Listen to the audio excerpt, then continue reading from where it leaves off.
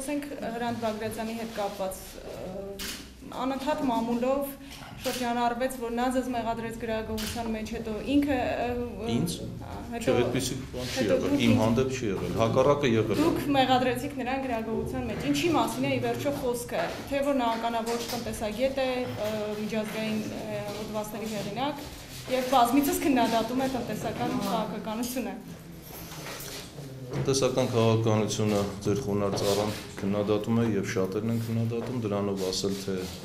կարելի է կարծիք կազմել այս կամ այն մասնագետի մասին, կարծում եմ դրանով չի միայն պայմանավորված։ Ես հրավիրել եմ բանավեճի, բաց մասնագիտական բանավեճի, առանց քաղաքական կամ անձնավորված որևէ երանգների, ինչին ավելի հակված է ձեր նշված անձը, բայց կարծում եմ,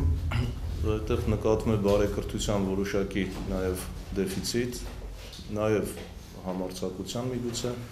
3 պաշտոնական հրավերներ են եղել հեռուստաընկերությունների կողմից, որին նա խուսափել է մասնակցել, այսօր կարծեմ ևս մի օրինակ է։ Ես ճիշտ ասած կնախընտրեմ ապագայում չանդրադառնալ այդ խնդրին, որովհետև շատ ավելի կարևոր հարցեր կան, որով ես զբաղված եմ եւ գնդակը հիմա իր դաշտում է, եթե մարդուն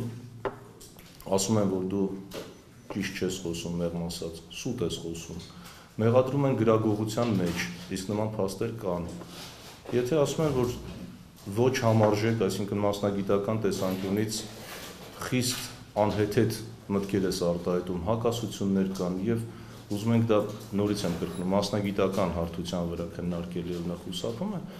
այստեղ կարծում եմ, որ իր ինքնասիրության արդեն խնդիրը կա, արժանապատվության, ինքը պետք է որոնի ուղիներ դրանով որևէ օրինակ կբերեք, օրինակները շատ են հակասել է եւ ծրագրերի մասին ես արդեն ասել եմ, երբ նախընտրական փուլում են կան բազմաթիվ, ընդ որում ոչ կողմից, տարբեր մասնագետների կողմից մատնանշված թե ժամանակին իր վարած տնտեսական քաղաքականության, որը ակնհայտ հետո սուտ արձագանքներ եղել, թե ինքը իբր պատասխանատու չի եղել դրամի շրջանառության մեջ մտցնելու համար,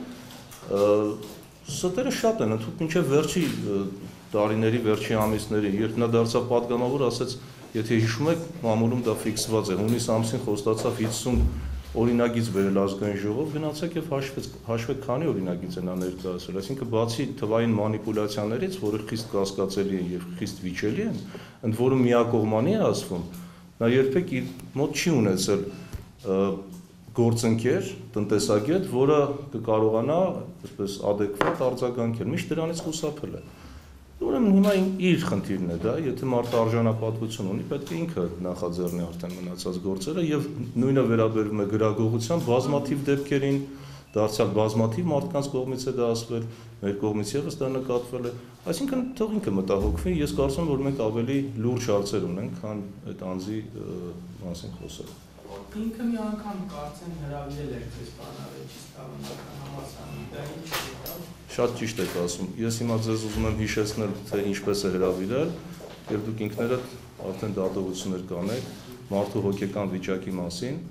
երբ ասենք կես գիշերին Facebook-ում գրառում է անում եւ իրեն թվում է, որ ամբողջ աշխարհը սրտատրոփ սպասում է, թե հանճարը կամ մեգա աստղը ինչ է գրելու եւ առավոտյան կես գիշերին գրառումով առավոտյան հրավիրում է բանավեճի։ Այսինքն պատկերացնում եք, չէ՞, ինչքան լուրջ է դա։ Եվ այն էլ մասնագիտական էթիկայի տեսակետից պատկերացրեք, որ հրավիրում է ուսանողների, իմ եւ իր ուսանողների մոտ բանավեճի։ Սա կարծում եմ քննարկման արդեն ենթարկա չի։ Եթե այդպես են հրավերները լինում, ապա կարելի է գիշերվա ժամը 3-ին ցանկացած մարդու հրավիրել առավոտը ժամը 8-ին հանդիպման։